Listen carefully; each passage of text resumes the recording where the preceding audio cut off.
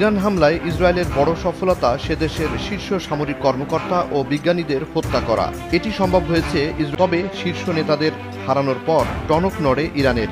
দেশটির গোয়েন্দা সংস্থা রাজধানী তেহরান সহ সারা দেশে চালাতে থাকে বিশেষ অভিযান। এতে ধরাও পড়তে থাকে মোসাদের সাথে সংশ্লিষ্টরা। মোসাদের চর বা গোয়েন্দা ধরা পড়ায় অভ্যন্তরীণ অস্থিরতা থেকে বেঁচে যায় ইরান। মূলত ইরানের অভ্যন্তরে ছদ্মবেশে বিভিন্ন বাসাবাড়ি, গুদাম বা ওয়্যার হাউস ভাড়া নিয়ে সেখানে ড্রোন এবং বিভিন্ন ধরনের বিস্ফোরক তৈরি করত তারা। ফলে মোসাদের গোয়েন্দারা ধরা পড়ায় ড্রোন বা আকাশে উড়ন্ত বস্তু এবং চোরাগুপ্তা হামলা ঠেকানো সহজ হচ্ছে।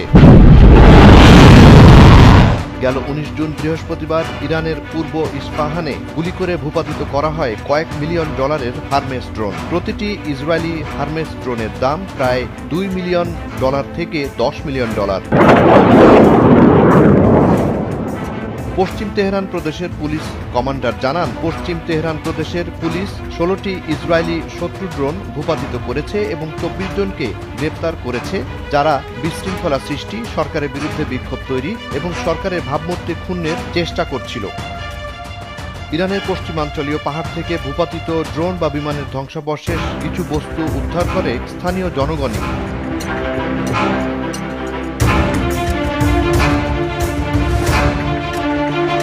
ইরানের নিরাপত্তা বাহিনীর সদস্যদের হাতে ধরা পড়ার পর সায়ানাইড ট্যাবলেট খেয়ে আত্মহত্যার চেষ্টা করে ইসরায়েলি গোয়েন্দা সংস্থা মোসাদের 2 গুপ্তচর। সায়ানাইড হচ্ছে উচ্চমাত্রার শক্তিশালী বিষ, যা মানুষ মুখে দিতে পারলেই তার প্রাণ চলে যায়।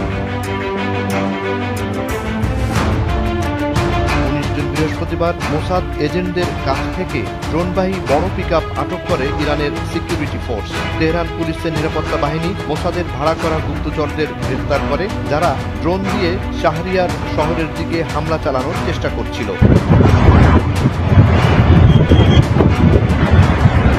এদিকে ভূগর্ভস্থ টানেল সহ এক ঘাঁটিতে 400 জনেরও বেশি আফগান নাগরিককে গ্রেপ্তার শিরোনামে এক ভিডিও প্রকাশ করে ইরান কর্তৃপক্ষ, যেখানে বলা হয় IRGC জেনারেল হেডকোয়ার্টার্স থেকে অল্প দূরে একটি কর্মশালার আড়ালে এক ঘাঁটি বানিয়ে জড়ো হন 4 শতাধিক আফগান নাগরিক।